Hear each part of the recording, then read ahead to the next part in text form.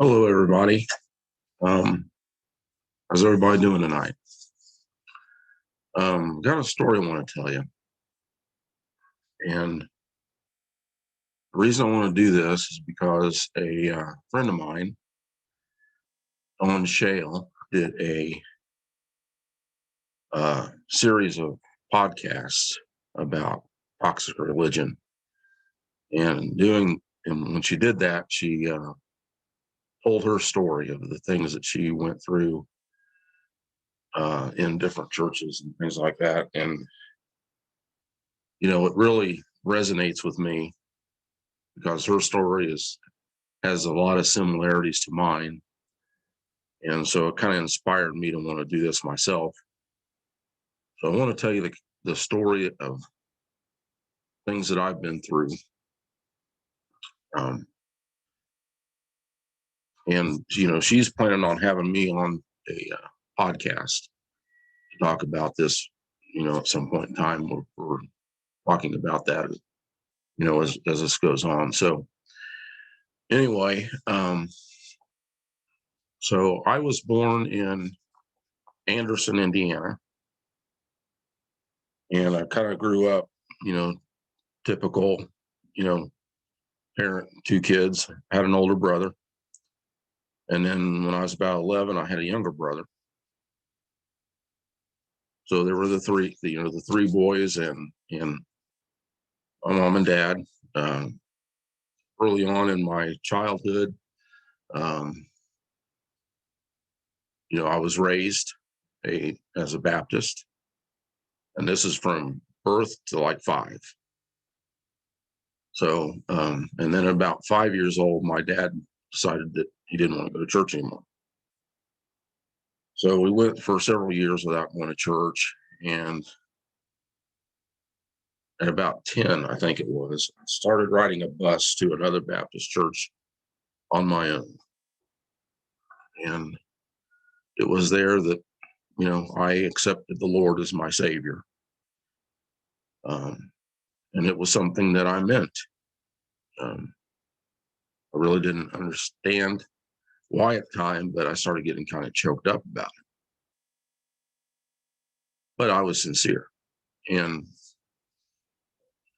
um, as time went on, I got away from church and started going to another church with some friends of mine and things like this, and ended up just in and out of them. And then when I was about 14, my older brother started going to a oneness Pentecostal church there in Anderson. And he changed quite a bit. And so one day he came outside and I was out in the front yard kind of playing around. I was 14 years old. This is about 1976. And he said, "Hey, come here." And so basically what he did was he set me down in the car and we basically went through the Bible pretty much. This is like a 2-hour conversation with my brother. And he wanted me to go to this church. So I agreed to go. And again, this is a oneness Pentecostal church. I'd never seen anything like this before. And I went, and that conversation with my brother at that time probably made more sense than anything I'd ever heard. So, long story short, I got involved in this church, extremely involved. This church had Sunday morning service. It had a Sunday evening service. It had a Tuesday service, and it had a Thursday service. I think Thursday was a youth service or something like that. So 4 times a week in church. And I immersed myself into this thing. And eventually the church started a choir, and I got into the choir. So now I'm going on Wednesday night for choir practice. And there was a group of people also that had Bible studies on Friday night at their house. And it went from different places around town.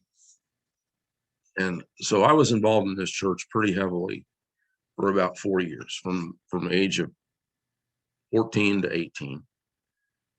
And during this time, I became familiar with a pastor in a church in Fort Worth, Texas. The pastor's name was Mark Hamby, Hanby. And this was in Fort Worth, Texas. And kind of remember this because this is going to come into play later. So this Mark Hamby, the pastor of this church in Texas, was on television, and there were people from Indiana and Ohio and all places throughout the Midwest that were going to a Bible college that they had down there in Fort Worth.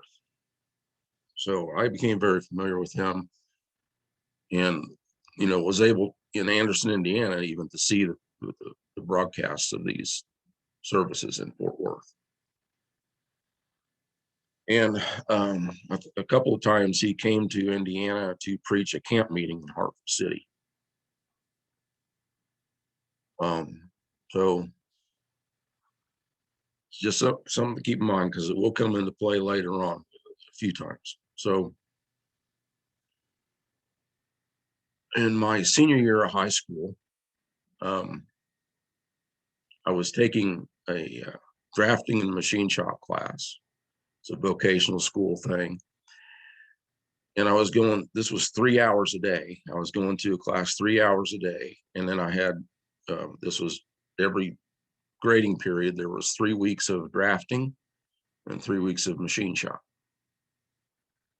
Then after that, at my regular high school, I had one class, English class, and that was it. This was my second semester, my senior year. So one day, after I got done with my school, this was January 1980, I was driving my own car, and this friend of mine was out there. This friend of mine, Bobby was his name, and he and I were just like complete opposites. Here I was, this hardcore Christian, and he was, the kind that smoked marijuana and cussed and all this kind of stuff. But he and I hung out together, roller skating and all this other kind of thing, and just had a real close friendship. Well, when I left my high school, I was going down the road, and it's freezing cold outside, and there's Bobby out on this road with his thumb out. He's hitchhiking. Now it's only about 1 o'clock in the afternoon, so school's not over for him. He's only a sophomore. So I pulled over and picked him up, and I said, "What are you doing?" He goes, "Skipping class." So I said, "Well," his mom was Japanese. His mom was from Tokyo, Japan. Mom was Japanese. I said, "Well, where do you want to go? Because I know you don't want me to take you home, because if you go home, your mom's going to kill you." So he goes, "I got an idea. Let's go up to the Air Force recruiter's office and see what they've got to offer." So I go, "Well, let me get this straight. Here I am. I'm a senior in high school. I'm 18 years old already. I'm not skipping class. You're 16. You're a sophomore and you're skipping class. Who do you think this guy wants to talk to?" So anyway, we went to the Air Force recruiter's office. And up until this time, I had no intention of ever joining the military, none whatsoever. And so got to the recruiter's office, and sure enough, he focused in on me and started in on this sales pitch about joining the Air Force. And I told him, I said, "I really don't want to join." But as I was thinking about it, The unemployment in Anderson at that time was about 25%. It was astronomical. The economy was super depressed. And I was watching my parents struggle to keep food on the table for me and my younger brother, because my older brother had moved out already at this point and gotten married. So I started, giving this some thought, and I ended up talking to the Navy and the Army and the Marines. And I decided that the career choice that I was going to take was to be a machinist. And I had already been studying this in high school, so I had some kind of background in it already. The thing is the Air Force would not, had guaranteed jobs in certain career fields back then. And the Air Force would not guarantee me that I would be a machinist. Didn't guarantee in writing. Other services could. So, and the Navy had actually told me that I could join in the Navy and I could do anything in the rest of enlisted ranks that I wanted to do. My test scores were high enough. So as I thought about this, I actually decided to join the Navy because I figured that would be the best place to get machinist training I was talking about. Now,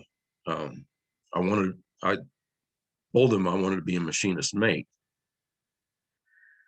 Now, the kicker to this is a machinist mate in the Navy is not a machinist in the traditional sense. Machinist mate in the Navy has something to do with the steam valves and things like this on the ship. It doesn't have anything to do with making things out of metal or other materials on machines. What I really needed to be asking for was machine repair. So this Navy recruiter kind of tried to pull a fast one on me. He said that, I sat down and I said, well, sign me up for this before I change my mind. And he goes, well, wait a minute, let me get your test scores out and recalculate and make sure I didn't make a mistake. All kinds of alarms are going off in my head. And so he pulls out my folder, he goes in his room, gets a calculator. He says, well, you missed machinist mate by 0.2 of a point. And I did not. I said, you already told me that I could do anything in the Navy I wanted to do. He said, well, I made a mistake the first time. I said, well, how do you know you didn't make a mistake this time? So he said, well, calm down, calm down. I said, look, I told you already, I want to be a machinist. If I'm not going to be a machinist, I'm not joining the service, period. That's it. So he goes, well, here's what I can do. I can set you up as a security, something specialist. You'll sign up for 6 years and you'll have 2 stripes on your arm coming out of basic training. And I said, you are not hearing what I'm telling you, guy. I don't want to be an MP. I don't want to be in security. I want to be a machinist. And I said, I'm not about to sign up for 6 years in the Navy doing something I don't want to do and hate it. So I got up and walked out of his office right then and there and went into the Air Force recruiter's office, and I pointed at him and said, are you lying to me too?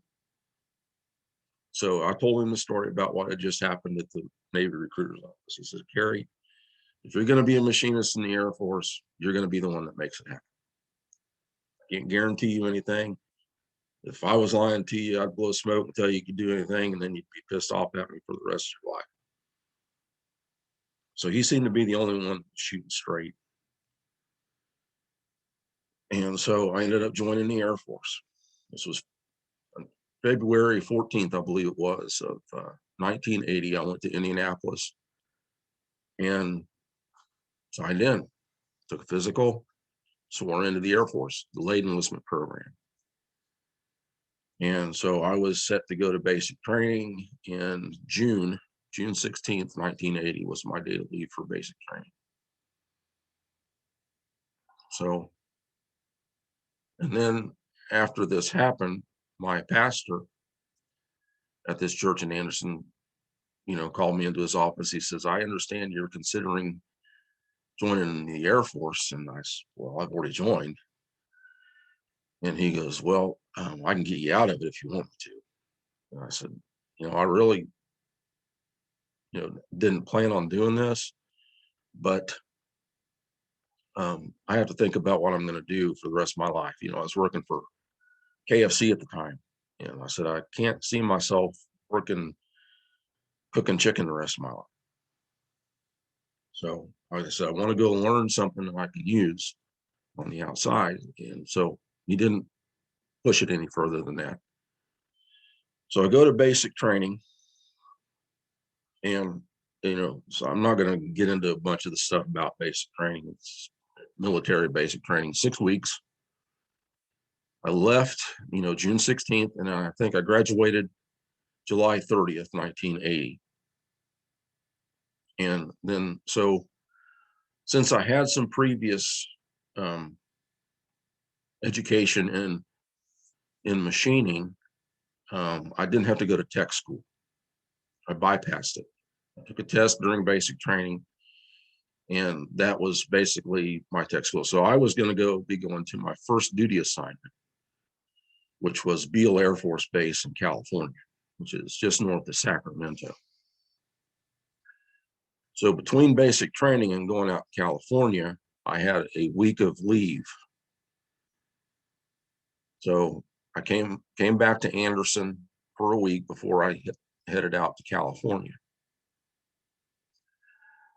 So in that week, it was like the first week of August of 1980, Mark Hamby was preaching the camp meeting in Hartford City that week I was home. So I went every night. I went up there, and there was one, I sang in the choir, the camp choir, and all this stuff. And one night I was in my uniform at choir practice, and Mark Hamby brought a bunch of people up from Fort Worth with him. He brought his music director and a whole bunch of people in a bus from Fort Worth came up. So I'm in my uniform. I think it was the Thursday night.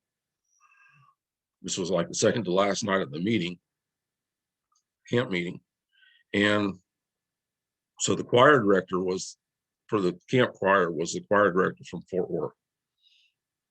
And he saw me in my Air Force uniform.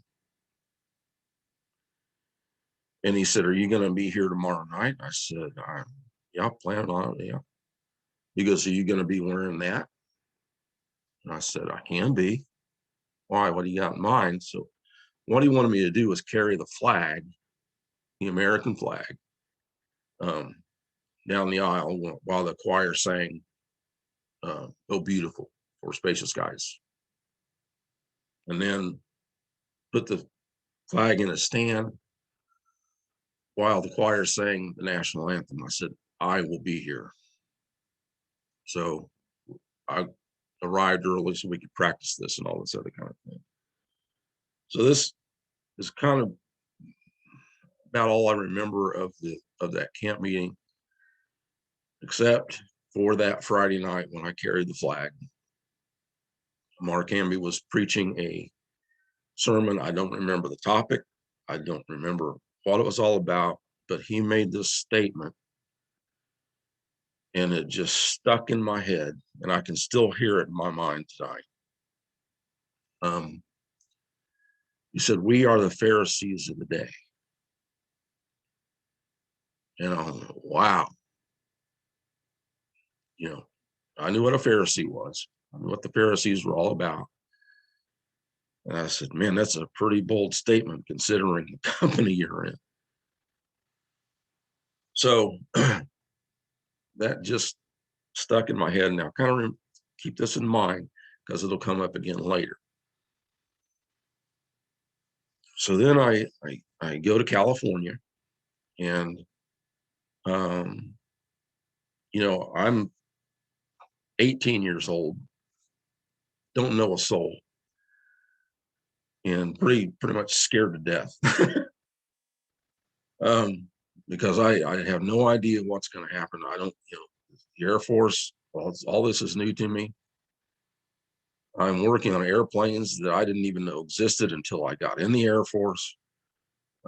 This airplane, the SR-71 Blackbird, fastest airplane ever built, capable of speeds up almost 2,200 miles an hour. Altitudes over 85,000 feet. It's a beautiful airplane.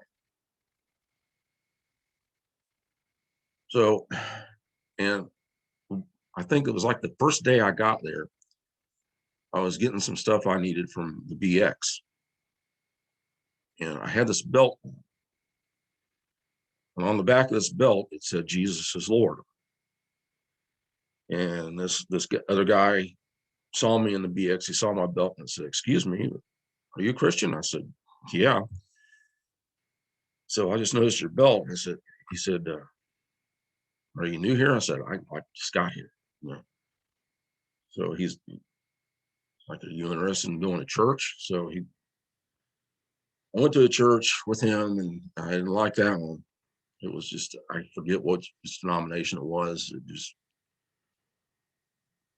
boring as heck and all this kind of thing. So he said, "Well, what kind of church are you looking for?" I said, "Well, I'm a Pentecostal." So he introduced me to a couple of other guys that were going to an Assemblies of God church. Now, there are a little bit of differences between Assemblies of God and this one, this Pentecostal church I was going to. But the difference is that the Assemblies of God, you know, baptize people when they dunk you under the water. They baptize you, and they say the words, "In the name of the Father and of the Son and of the Holy Ghost." In this other church, when they dunk you under the water, they say, "I baptize you in the name of Jesus Christ." And this is a huge difference as far as these churches are concerned.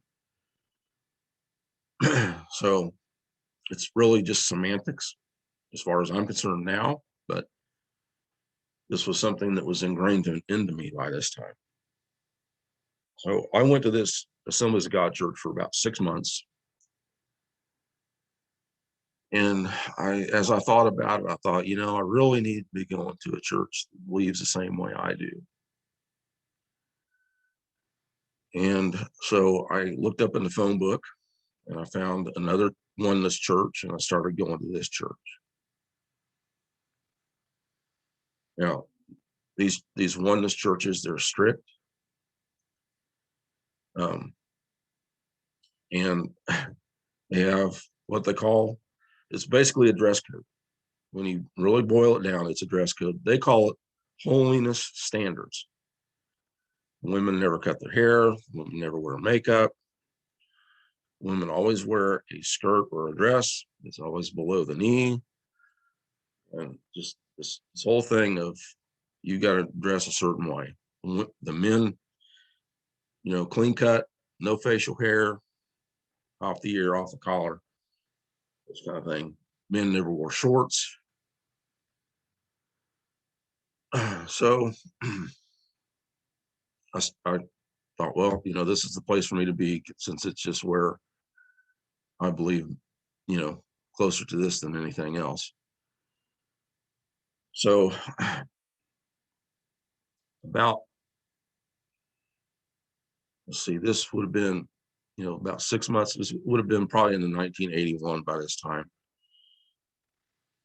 And about 2 years later, was, yeah, 1982, between Thanksgiving and Christmas of 1982, I met this girl. Now, this girl, her sister went to the church, her mother went to the church, and her grandmother went to the church, and her sister's two boys. And I was there every service. They were all there every service. She had moved back to town just a couple of weeks earlier. She'd gotten a divorce about a year earlier.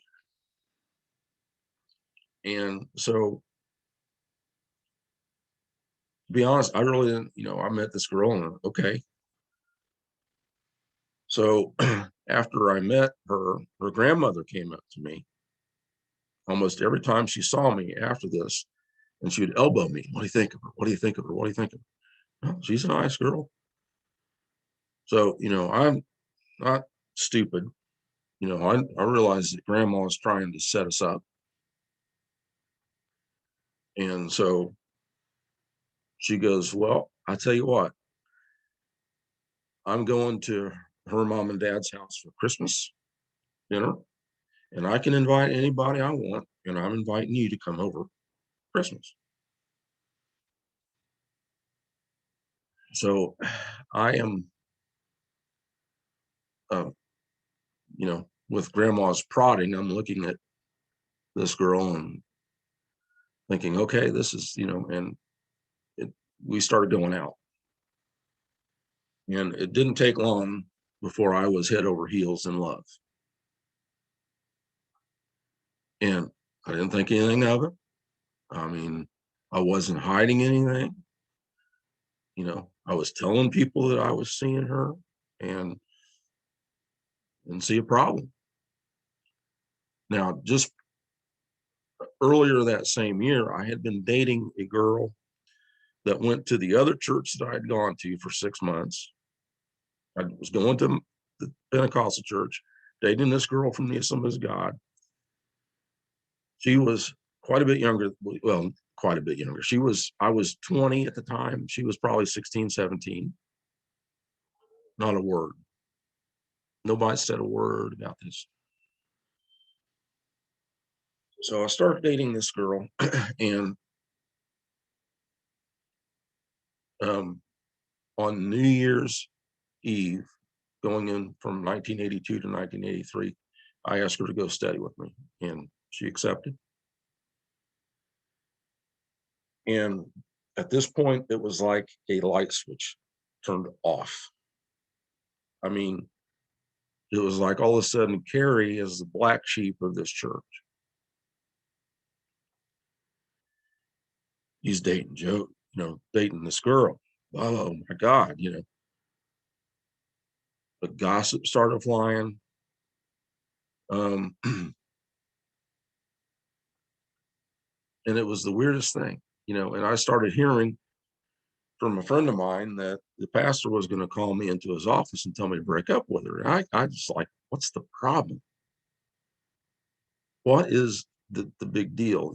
We're two adults. I was 21, she was 22, and divorced, had a kid. It's not like we're teenagers or something. So,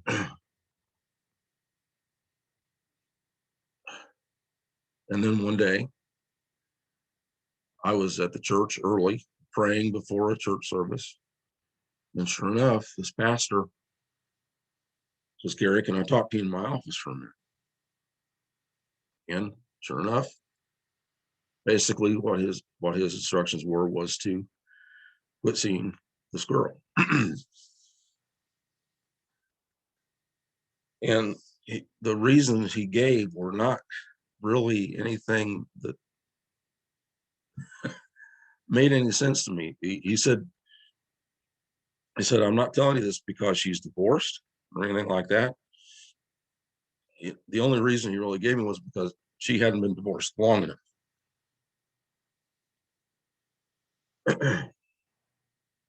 So I'm like, and I'm thinking to myself, who gets to decide when it's been long enough for her? You? And I was not a happy camper at this point in time because, this was something that just was flying in the face of everything. Here I was in the military, an adult, perfectly capable of making decisions for myself. I had a brain, I could make my own decisions. Something happened, I could take responsibility for it, blah, blah, blah, blah. You know, defending my country, pursuit of happiness, all that good thing.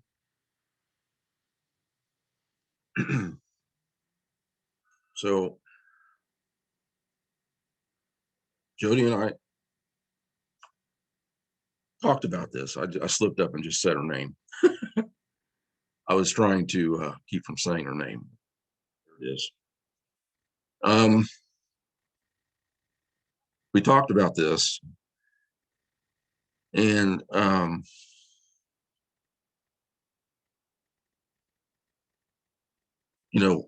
we technically broke up, as painful as it was. And really, in retrospect, what I should have done when this pastor called me into his office, I should have told him to, excuse my language, kiss my ass, and got up and walked out of the church and never gone back. And I think that night I did go home. I was too upset. I couldn't take it. And I went home and waited. I think she had to work that night. Waited for her to get off work, and then we talked about it. And then later on, he ended up calling her into his office and told her that I hadn't done what he asked, basically. So this was all tearing me apart. I was in love with this girl. And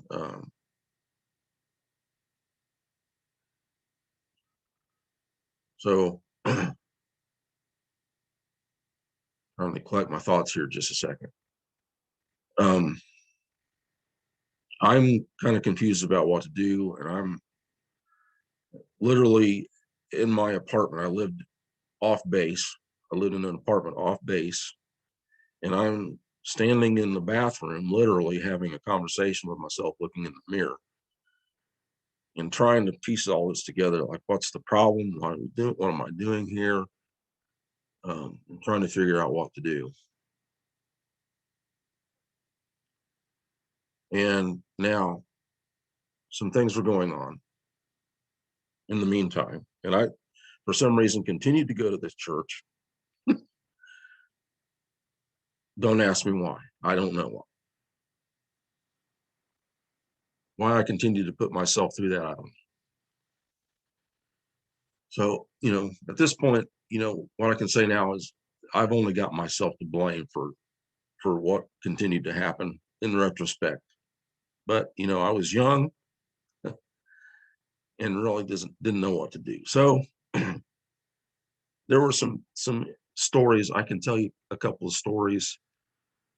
There was this 14-year-old girl that had this little puppy love crush on me. She left notes in my car and this kind of thing. And now this girl's sister had two boys I was telling you about that went to the church, and there were some other younger kids. They were kids like 6, 7, 8, 9 years old. And I had a younger brother about that same age. And every night after church, after almost every church service, we got out in the parking lot, we played tag. Well, one night, this 14-year-old girl got in on the game of tag, and everybody knew that she had a crush on me. And this one lady walked by and said, "You're robbing the cradle a little bit, aren't you there, Carrie?" Okay. Kind of give you an idea of the stories that were going around. Okay.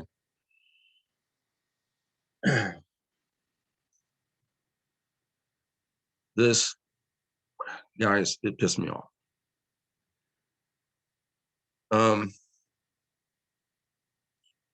I said, game of tag, just like any other night. So this was an evening service. After an evening service, I went home, went to bed, really wasn't thinking much of it. Went to work at the Air Force Base the next day. Came home, and as soon as I walked through the door, my phone rang. And it was my girlfriend. And she wasn't happy. "What's this I hear," she said, "about you and this 14-year-old out in the corner of the church property the other night making out?" Now, this was a game of tag that in less than 24 hours turned into me making out with a 14-year-old girl. And I said, "I think you know me better than that." I said, "You know what the Air Force would do to me if they thought this was going on? You know, she's 14 years old. I'm 21. You know, you think I'm that dumb?" So she goes, "Well, I don't know what to believe anymore. All this stuff I'm hearing, blah, blah, blah."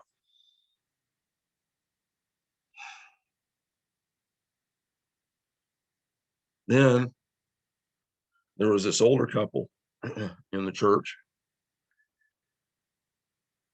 Now, I need to kind of back up a minute. When I came home from basic training, and the Air Force went back to Anderson, that day a guy came to look at the house. My parents and my brothers had decided they were going to move to, guess where? Fort Worth, Texas. Forgot to tell you that.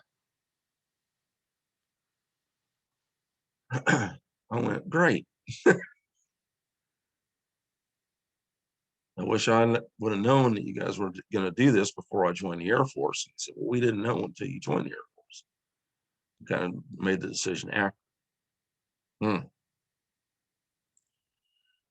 So not long after I got to California, my parents were in Texas, and I'd been down there on leave a couple of times to visit. So now back to where I left off, this older couple had a granddaughter who lived in Dallas, and she came to California for a vacation for 2 weeks.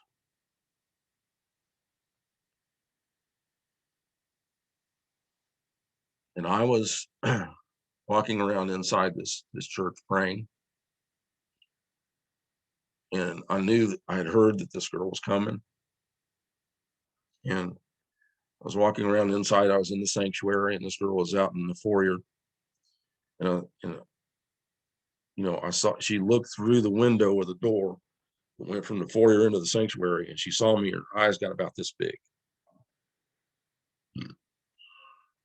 I went, "Great, I'm in trouble." So the next 2 weeks was nothing but everybody trying to put me together with this girl in Texas. They had us married up. Um, they even gave her a nickname, Carrie's Yellow Rose of Texas. When Carrie gets out of the Air Force, he's going to move to Texas. Us two are going to get married. Blah blah blah blah. And I wasn't interested. I wasn't interested at all in this girl. I wanted this relationship with this other girl I was seeing. So I said, "Guys, you got to stop this." I said, I'll be a friend.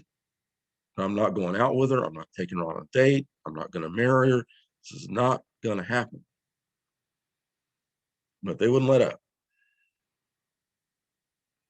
And then she extended her vacation for a week and spent 3 weeks in California.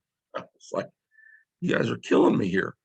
So I had to put up with this for 3 weeks. And then in the meantime, this girl met another guy, seeing him. And technically we were broken up. I didn't know anything about her meeting him, and found out later. So getting a little emotional here.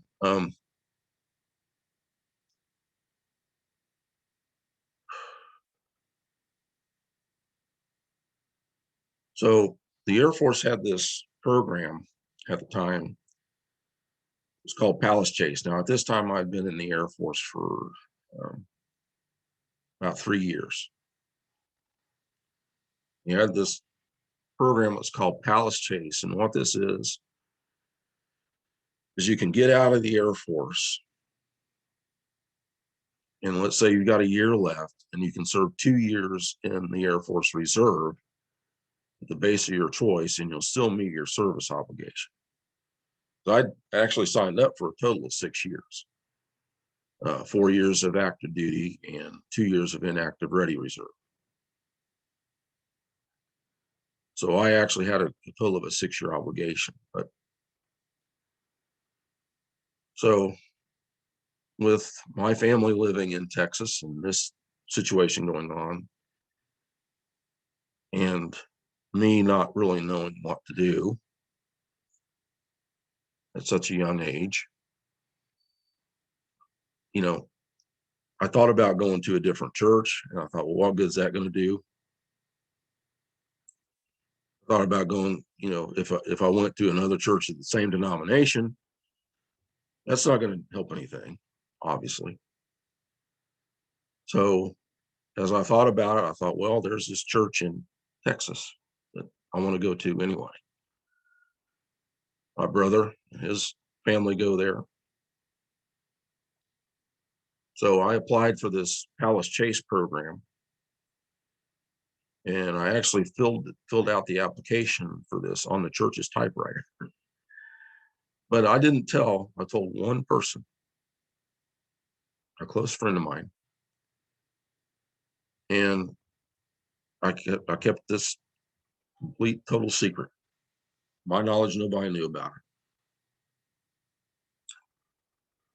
it. And so it was kind of like, there's a thing called putting a fleece before the Lord. This is kind of what I was doing. I said, okay, God, if you want me to go to Texas, let this thing get approved. If you don't, then block it, stop it. Well, it got approved. And then I got my orders. So I was sure I was going to be leaving, and the date of separation from the Air Force was the 18th of July, 1983. Excuse me.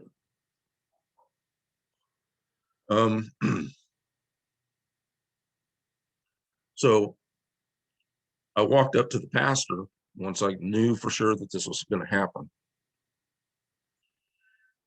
And I told him, I said, I'm going to be going to Texas. I've got orders.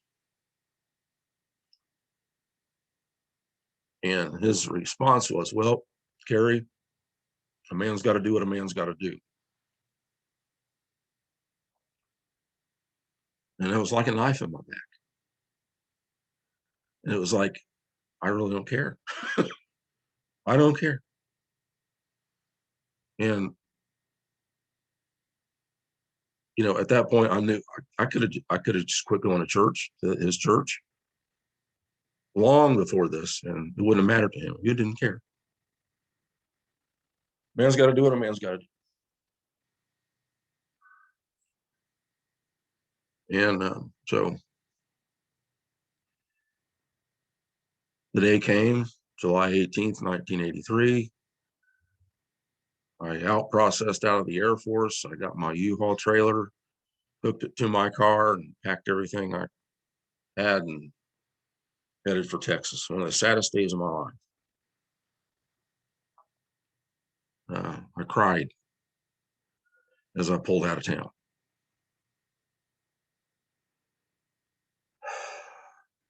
So now I'm a Texan. Took 3 days to drive from Northern California to Fort Worth. I spent a couple of nights in motels along the way, one in Bakersfield, California, and once in Albuquerque, New Mexico. And so I started going to this church, and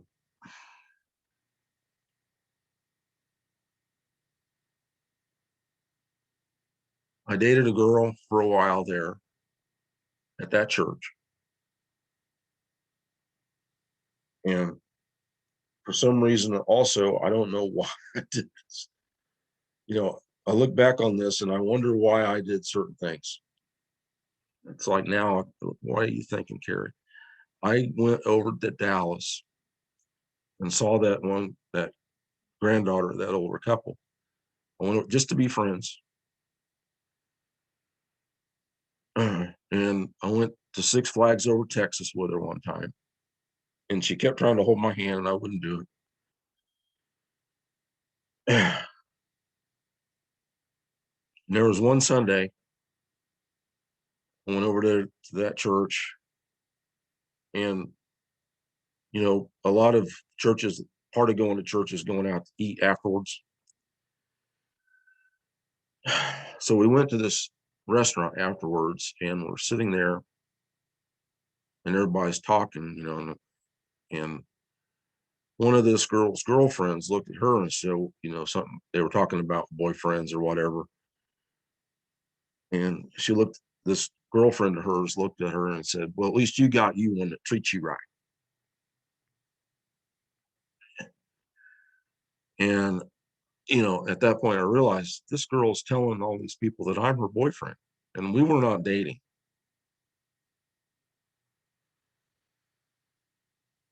And I went, seriously? So I didn't pipe up and say anything. I just let it go. And on the drive back to Fort Worth, driving from Dallas to Fort Worth takes a little while, believe it or not. If you are from Texas or have been to Texas, you know what I mean. It's huge. So I thought about what to do. And I thought about ripping into her. You mean to tell me you're telling all these people I'm your boyfriend? And so I wrote her a letter, more like a note. It was a letter, but a note, because I didn't mail it. I wrote it and I went back the next week and handed it to her. I went into the church, sat through the service. End of the service, I made a beeline for my car. She comes after, chasing me, and she goes, "We're all going to go out to eat. You coming?" And I said, "No, I really came over here to give you this." And it was this letter, and basically in this letter, I apologized to her. I said, and I told her, I said, I'm not interested in dating you. I never have been. And I should have made sure more forcefully that you knew that, and I drove off. So I got a phone call from her a couple of days later, and all she did was I just called to say friends. I said, fine. So now in this church in Fort Worth, again, I think there was a Thursday night service and a Sunday afternoon service. And I ended up in the choir.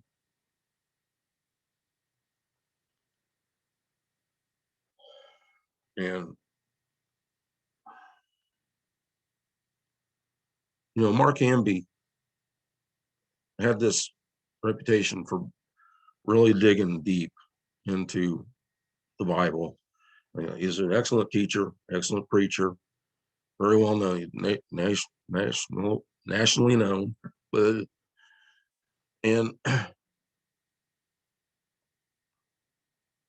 I'm trying to think of, some of the stuff I'm trying to kind of condense this down into something so I don't spend a lot of time here. I'm just going to kind of fast forward a little bit. So from 1983 to about 1987, somewhere, I was involved in this church, there all the time. One thing I do want to say is the girls in that church really didn't have any interest in me for some reason. I couldn't, except for the one at the very beginning.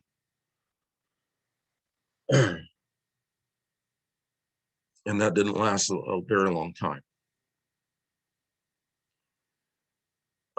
I found it easier to, the girls outside the church liked me better than the ones inside the church, which is kind of a strange thing. That's kind of what I was trying to figure out a minute ago, whether to say that or not, but it was something that, I found interesting. And for the first 2 years I lived in Texas, I was a security guard. I'll tell you this little funny story to kind of give you an idea. I drove a patrol car,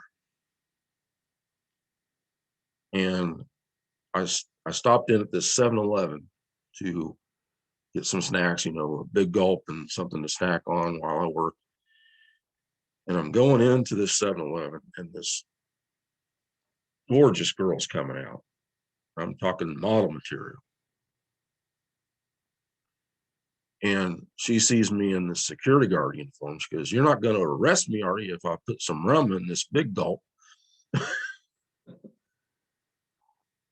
And I said, "Well, I'm not a cop." I said, "But I do have a radio. I can call you in." So this struck up a conversation. We total stranger. I ended up seeing her for a little while. Interesting thing. And then later on, about 1985, I got a job at General Dynamics. General Dynamics, if you're not familiar, is a big defense contractor. They had a division in Fort Worth, and it was building airplanes. So I had a job interview. I'll tell you this little story too about this. I'm talking about acceptance. I was more accepted in this church or outside of this church than I was inside, is what I'm trying to drive at. And again, and to be fair, this is only by a certain group of people. Some of these people called me nerdy, which I didn't understand. I didn't get it, because I've never really been called a nerd. And where these people got that from, I really never did understand.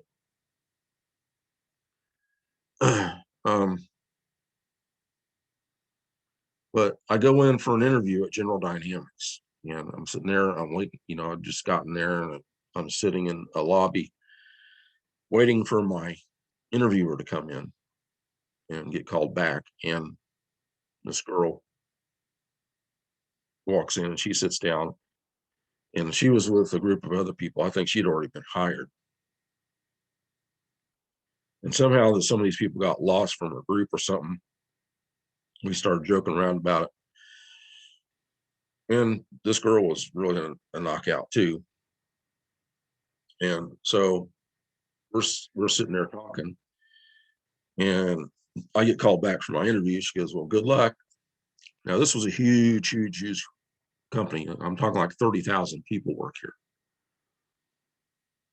So I go back for my interview, and I get the job. Start, pick a date, March 5th, 1985, I believe was the date I started. And I came back out from my interview hoping that this girl would still be there, and she was gone. Well, never see her again. I go in for orientation, and lo and behold, who's sitting there but this girl. We're going through orientation together. I thought I'd never see her again. So she sat there and stared at me the whole time through this interview. She was a salaried employee, and I was going to be hourly. And so it came to the benefits part of the orientation, and the benefits part of it was different for salaried and hourly. So they separated the two groups, and they called her group into another room. And as she walked by me, she handed me her phone number. And, on a piece of paper said, "Give me a call sometime. maybe we can get together. Okay. So I dated her for a while. Um, so anyway, this acceptance thing was just kind of a really, really, really weird thing. And but all of this stuff that I'd been through in these oneness Pentecostal churches in Indiana and California, it was what the term I want to use is legalism. It's extremely strict. And when the pastor called me in and told me to break up with this girl in California, this is, if not cult, borderline cult to me. This is crossing the line. This is, really, you're going to control who I date and don't date. You don't want me to see this girl, but you want me to see this that I'm not interested in. Sorry, not going to happen.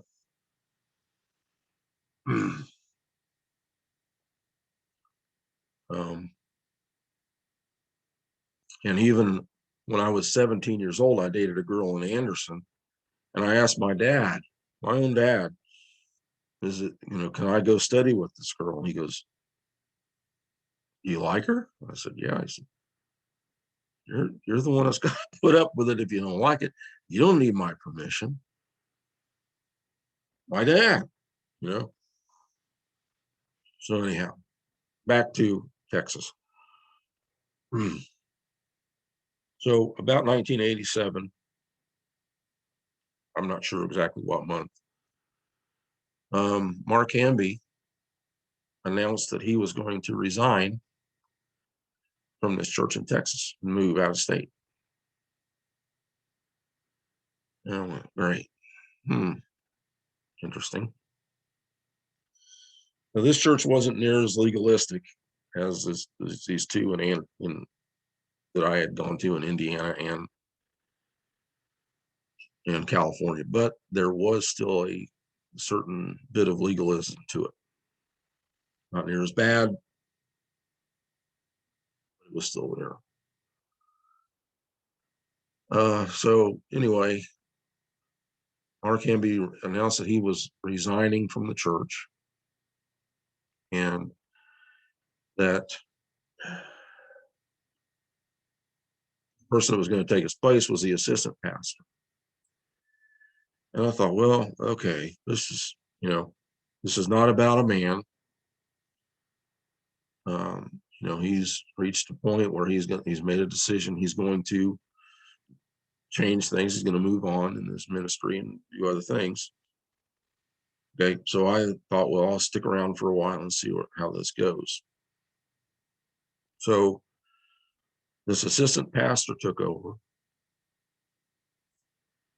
and it didn't take long for me to see that he was leading this church right back into that legalistic stuff I'd already come out.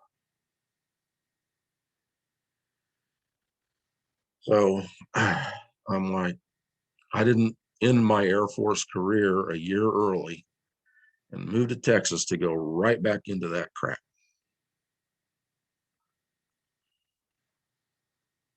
So I quit going, and my brother had also quit going in his family, and they had started going to the Assemblies of God Church in Fort Worth.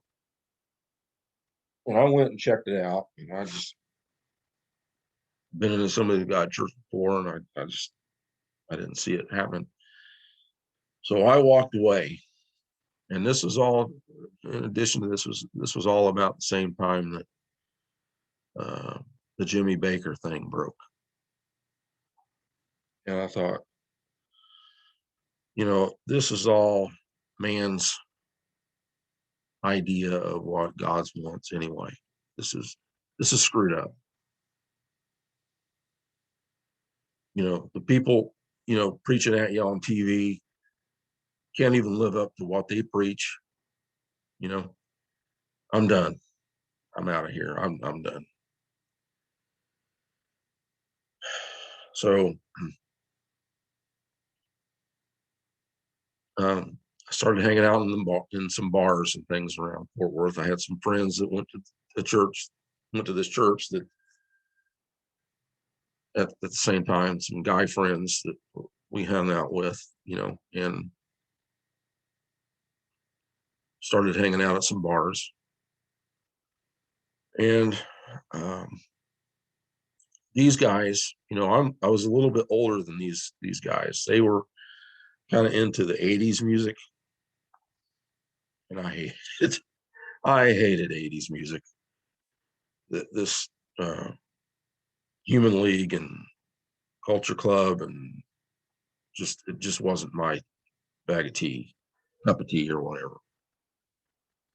I was more of a rock and roller, and I didn't like the direction rock and roll was going, and I had been listening to Christian music for a long time anyway,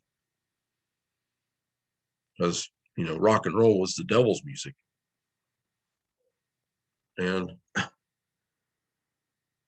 there was one night there was this one club that all of us had gone to, and it was, you pay a cover to get into this place. They give you a wristband and a plastic cup, and it's free beer all night long for the guy,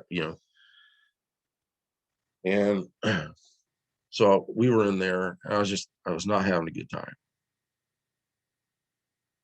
I couldn't get a girl to dance with me to save my life. I hated the music. I went up to the bar to get a cup of beer, and this bartender kept going right around me, and he was waiting on everybody else. And I said, I'm done. And I reared back and I threw that plastic cup at that bartender. And, he said, hey, I said, I'm out of here. No need to call the bouncers. I'm gone. I'm leaving. And all my friends came running out after, where are you going? I said, I'm going down to Wild West. This was a bar that some of my friends at work were going to, and played country music. And growing up, I hated country music. I couldn't stand country music. But I had been there a couple of times, and had a heck of a lot better time in there than I did at this place. And I could actually get girls to dance with me and actually meet some people and date and things like this at this club. So anyway, as time goes on, I met this one girl. I dated her for a while. We broke up, and then I met my ex-wife. I was in this club, and again, she saw me. I was in a cowboy hat.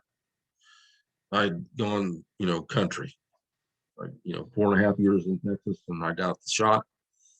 All of a sudden, country music was the thing. I had a Fu Manchu mustache,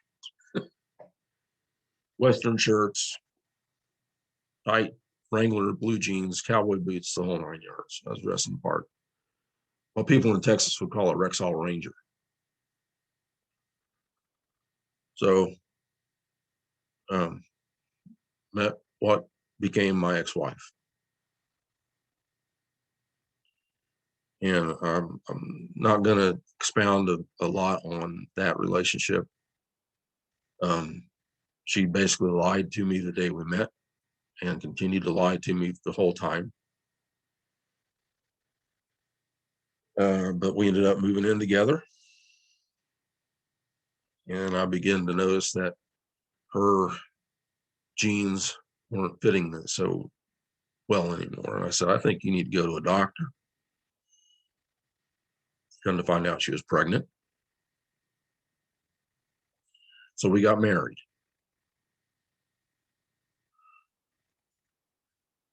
Now, again, I'm skipping over a lot of details here. There's certain things I don't want to get into.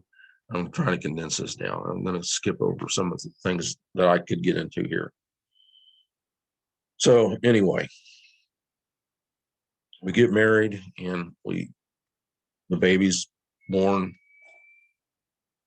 and I got her covered on my insurance through General Dynamics. It was all good. And, there early on, I thought, maybe this relationship might just work out. And even though there were some lies that I knew about, she knew I knew about, we can live with it, you know? So one summer, it was 1989, we came up to Indiana on vacation to see some of my relatives up here. My brother and his family had moved back to Indiana not long after they decided to leave the church in Fort Worth. And in 1989, my parents also came back up. So part of my support system in Texas was gone now, right? My family was, it was just me and my wife and my daughter. And so there, if I needed somebody to watch my daughter, there wasn't family to step in and take care of her while we went and did something or went out or, something came up. So it was something I took into consideration. Anyhow, uh, after after me and my ex-wife and my daughter got back to Texas from this vacation, all I heard for 3 months is, I want to move to Indiana. I want to move to Indiana. I want to move to Indiana. Now, her mom lived in Milwaukee, Wisconsin. So, how long I've been recording here, I don't even know.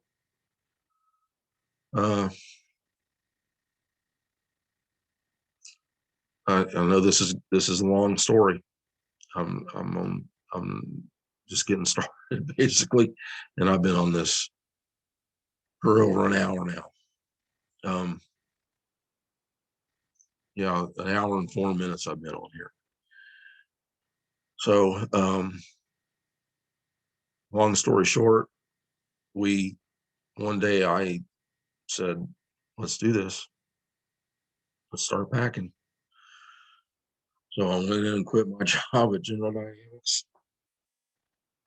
We packed everything we could into 2 cars and came to Indiana.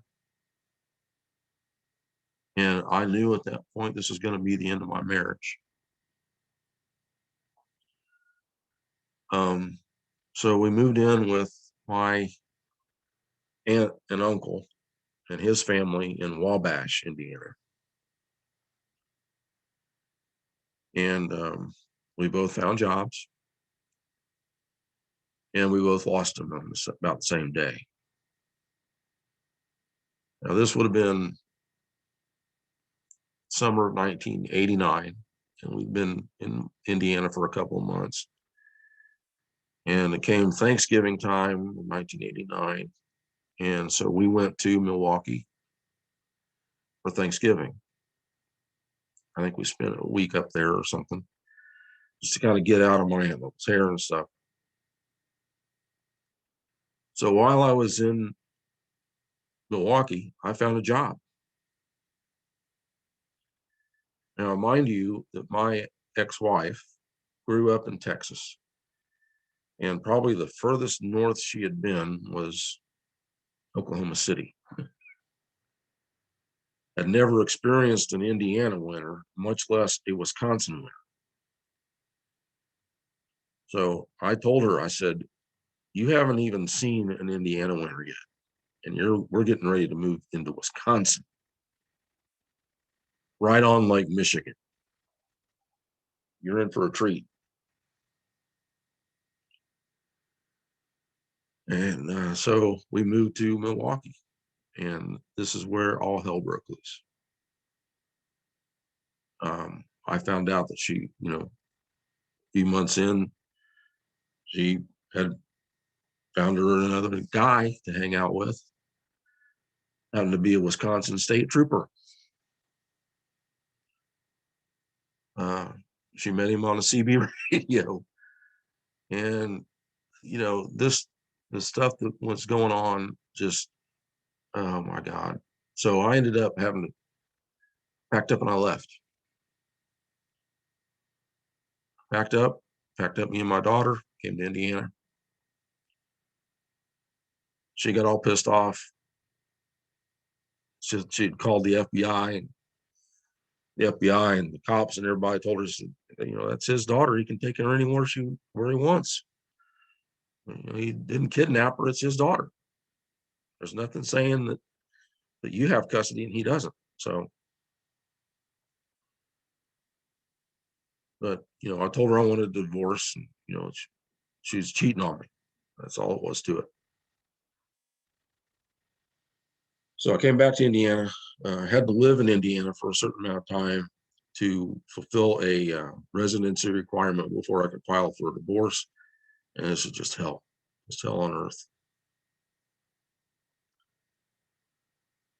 So she ended up coming to Indiana after me, and this we knew was not going to work out. My uncle had a talk with me. We were staying at my uncle's house again. He said, if you're going to stay with her, you're going to have to do it somewhere else. You can't do it under my roof. So we loaded her in the car and her stuff, and we're going to take her back to her mom in Milwaukee. And her mom wouldn't take her.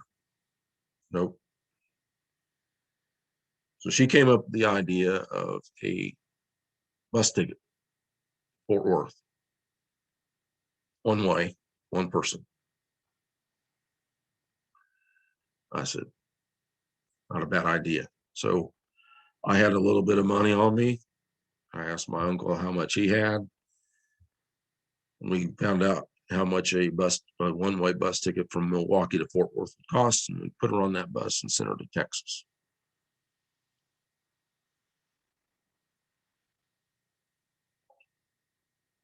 And, but this wasn't the end of the nightmare, because we still had a divorce custody battle and everything else to go through with this. So anyway, so I took jobs at restaurants and a vocational school in Wabash as a night custodian and things, just to contribute something financially to diapers and formula and food and everything else. And I'm raising my daughter on my own at this point.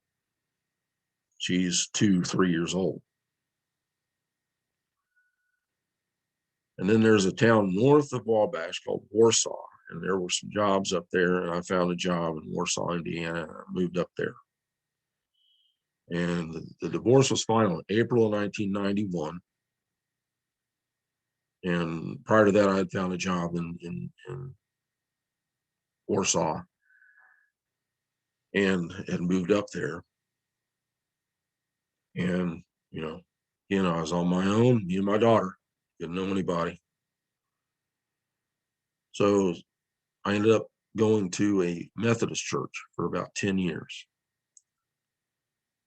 I was there every time. I was chairman of the leadership team of this church, sang on the worship team. A Methodist church. There's this guy with all this, charismatic Pentecostal stuff going to a Methodist church. I went there for 10 years, and it was just getting to the point to where I just got to have something with some life to it now. So I ended up moving back to Anderson again in 2001. And I started going to an Assembly of God church there. And I really got to see if I can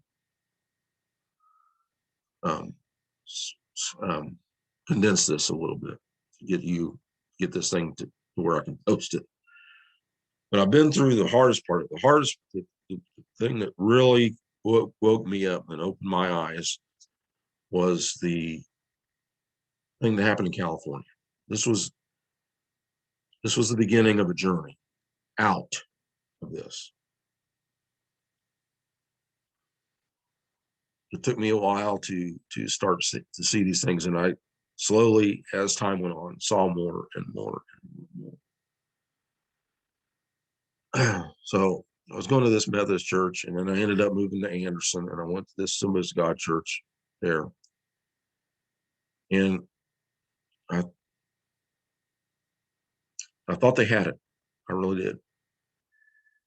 So then one day the pastor at that church made some changes in the way we did church that I thought, wow, this is, and I really don't know how to explain it other than it was just wasn't scriptural. At least that's the way I felt about it at the time. So there were a group of people. I ended up leaving this Assembly of God church. There were a group of people from this church that felt the same way I did about it, kind of split off and started their own church. And this was a small group of people, maybe a dozen at the most.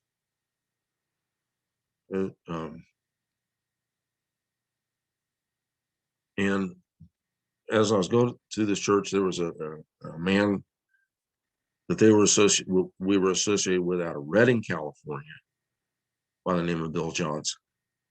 Bill Johnson's a pretty well-known preacher. He's an author. He's written several books. And he had this saying that he came up with that was called "Change the Way You Think."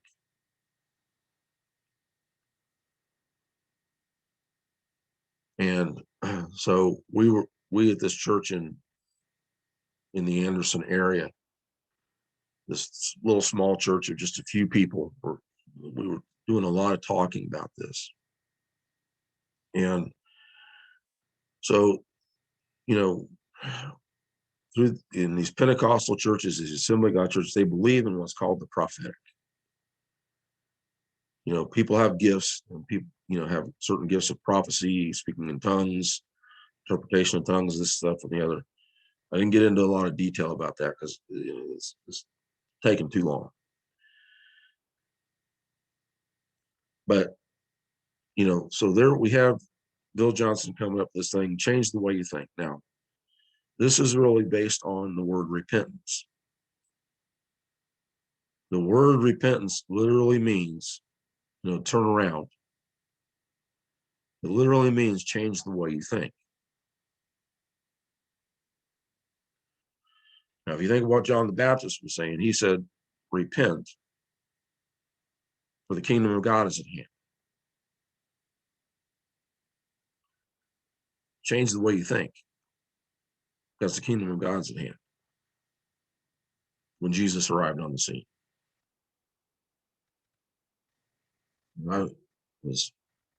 this really, kind of struck a chord with me. Change the way you think.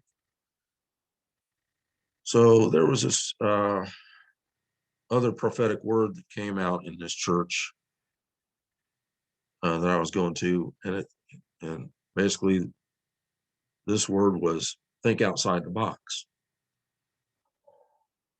because I don't fit in a box. So God was saying, think outside the box. I don't fit in a box. God won't be put into man's box. Just think on that for a little bit.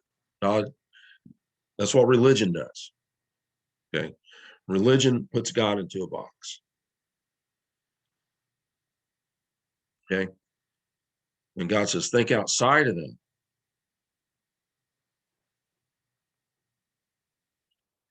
And then another word came, and it's this same basic theme. It says, don't look at things through yesterday's lens.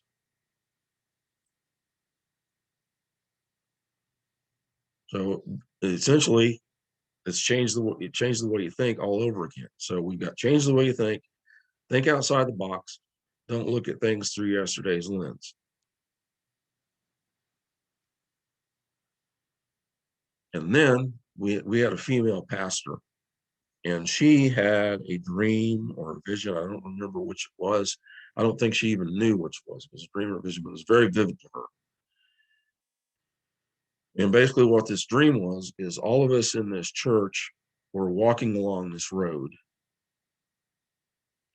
And we were all carrying luggage, baggage, luggage, whatever you want to call it. We were all carrying luggage. And as we walked up, along this road, we came to a bridge. And basically the Lord spoke to us and said, before you cross that bridge, you have to put this luggage down. Because the things that your old way of thinking, what was in that luggage was the old way of thinking. And in order for you to cross that bridge, you have to put down that old way of thinking.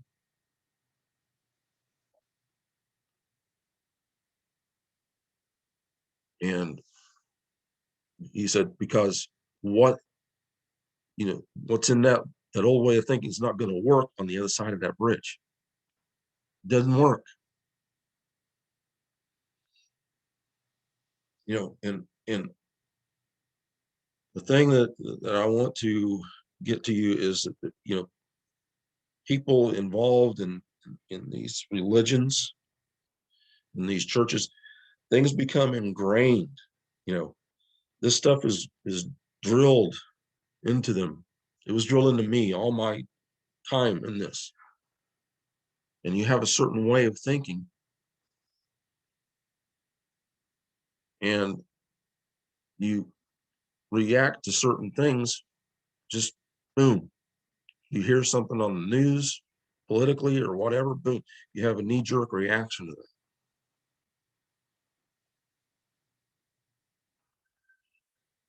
that. Okay. So now 4 times, we've heard change the way you think. Okay. And I think God means business with this, change the way you think thing. So I started doing some praying about it. I said, okay, God, you're telling us to change the way we think. You're telling me to change the way I think. What do you mean by that? It's been one of my things throughout my time of going to churches. The preacher will preach a great sermon, a prophetic word will come forth or whatever. And, oh, that was a great service, pastor. That was a great teaching, blah, blah, blah, blah. Wasn't that a great word that came forth in church today? Yeah, that was a great word. You talk about it for a day or two and then right back on.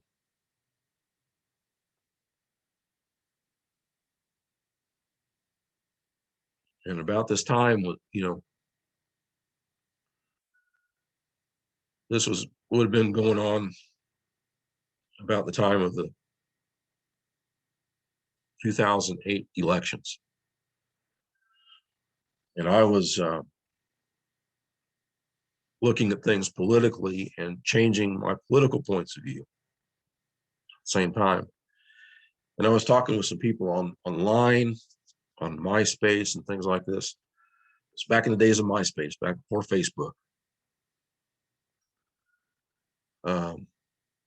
And they thought I was a nice guy and all this stuff, and they knew I had some religious beliefs, but they said, Kerry, the message, what you're saying, doesn't line up with the message you're sending.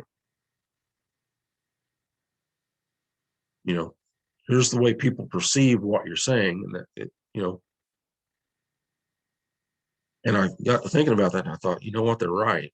There was a thing that we kept talking about also in this church was alignment, is being in alignment with God and having everything, what you talk about and what you are, what you believe, and your actions all are in alignment. And I began to realize that my things that I would believed deeply and truly within my heart and things like this were not lining up with what people were understanding about me. And this was kind of concerning because, I was passionate about this stuff. I learned In this Assemblies of God church, I learned about the intensity of God's love. Okay. I didn't get into that point. But this God loves us in a very intense way, more intense than you can ever think or imagine.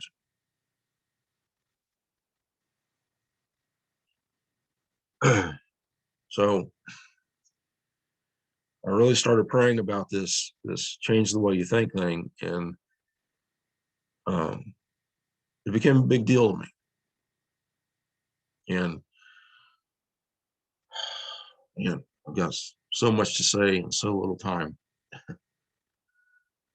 Um,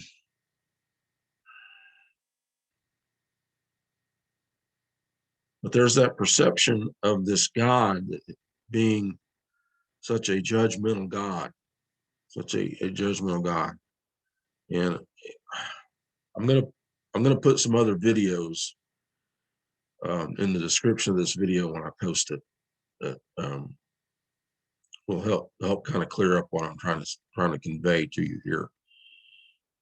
And one of those videos is by a guy by the name of Malcolm Smith. Back to the statement about the Pharisees that Mark Hamby mentioned. This Malcolm Smith had a video back in 1990, Jesus and the Pharisees. And then he has another video, not sure when he made it, it's talking about God's grace. So basically what I'm trying to say is the church has this habit, this thing of putting forth this image of God that is not consistent with the gospel. Okay. That he is this white-haired old man sitting in the clouds, the lightning bolt ready to strike you every time you do something wrong. And really what he is a loving father. It's a huge difference in image. You know, when Jesus came to the earth back 2000 something years ago, who did he fight with? Who did he give the hardest time to? People he gave the hardest time to were the religious people of the day, the Pharisees. And that's what we're into now. We're into this judgmental type behavior. You know, it's a fear-based thing. You know, if you don't do this or that, you're going to go to hell.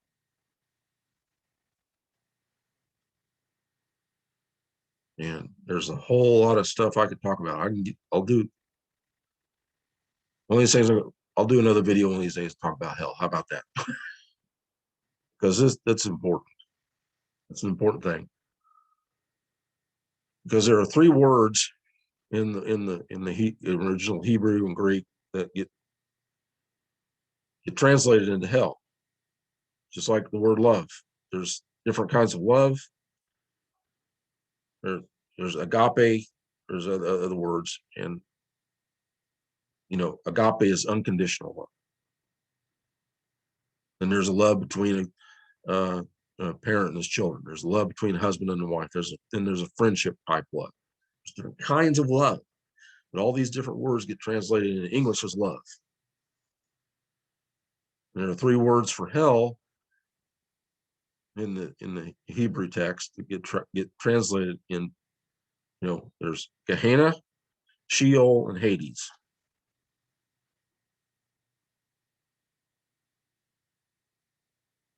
And none of them are what we think they are. Gehenna is a garbage dump outside Jerusalem. And when Jesus talked about hell, he was referring to Gehenna. Now, Gehenna, back in the Old Testament days, was where people sacrificed children to Molech. And this is where the whole concept of hell comes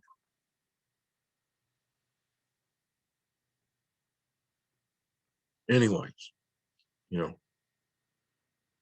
John 3:16 says, for God so loved the world that he gave his only begotten son. So why, ask yourself this question,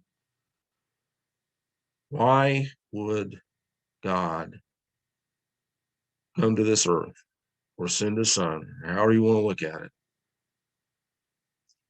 die on the cross to save everyone, and then turn around and make it so difficult and make it to where so many people are going to hell in a place of eternal torment with no hope of ever getting out of it? Does that really sound like a loving God? See, there's a loving God, unconditional, agape. God's love is unconditional. It is without condition. It does not depend on anything from me.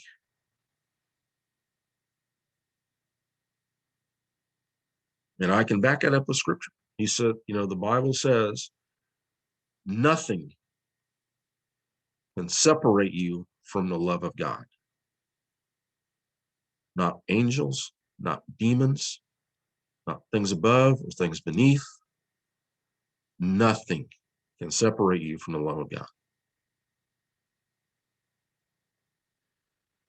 But yet the church has this way of looking down on people. And sometimes even their own, like what happened to me. Here I was, a church person.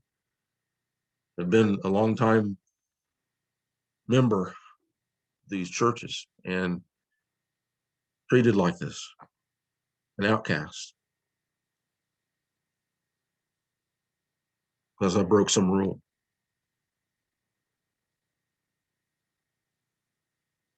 But this change the way you think thing came to me, and it really got a hold of me. And I want to share with you a logo I designed back in 2010. Let me share this with you. I designed this back in 2010. It says it's two opposing arrows in a circle, and it says change the way you think. And I think that's a significant thing.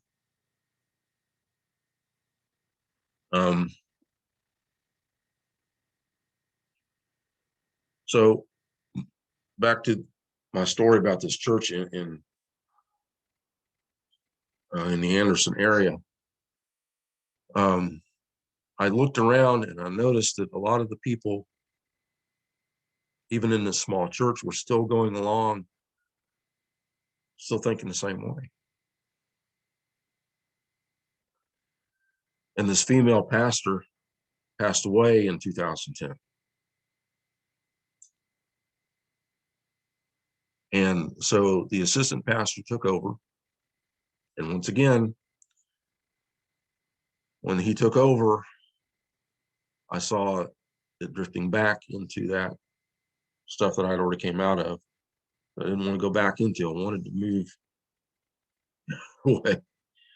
So, and I had been praying about it for quite some time. I'd been asking God, and even brought up the question to God, should I quit going to this church? Because they're not,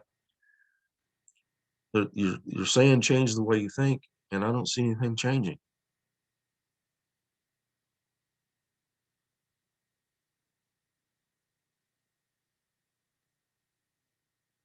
It's that, oh, that's a good word. That's a good teaching. That's a good thing. But no action associated with it. So I ended up walking away from that church. And I haven't been in a church building for the purpose of going to church since. And this was at the literally the very end of 2010. So almost 10 and a half years ago since I've been to church. Now, does this mean that I Don't believe in God? Absolutely not.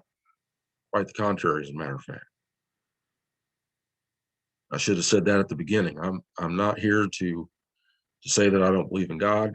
I very much so believe in God. I very much so believe in Jesus Christ. I believe in the good news of the gospel, not the fear-based thing. You know, God's love is intense. I said it before, and I've experienced that love. I felt it.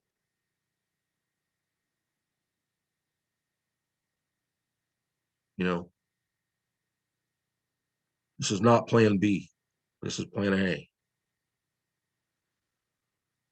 God did his thing on purpose. It was deliberate. It was planned from the beginning. He didn't send Jesus or come. Jesus didn't come to start another religion.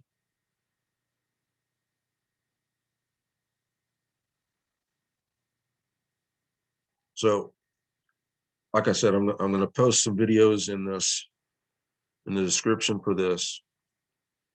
I hope this all makes sense. I hope you understand what I'm trying to say. I know I had some trouble there a little bit, but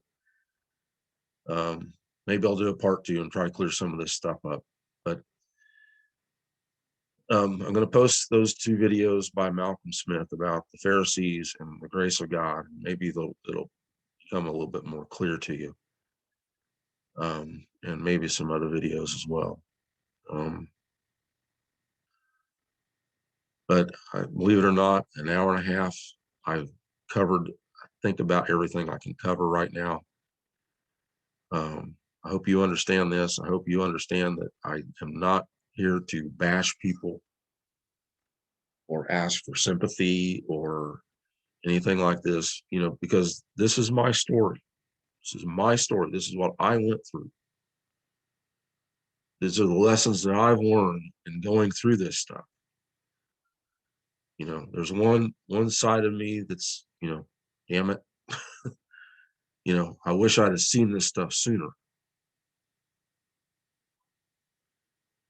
And then there's the other side of me that says, you know, I'm glad I went through this, because without going through that experience, I would not understand things the way I do today.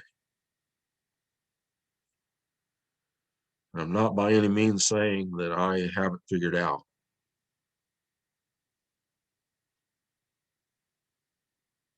But I think that the church, myself included in that, has missed it big time. And what the church is today is not anywhere near what Jesus had in mind when he came. So I'm going to end this now, and I'm going to see if I can get it posted. Hopefully, YouTube will let me do an hour and a half video on there. So God bless you.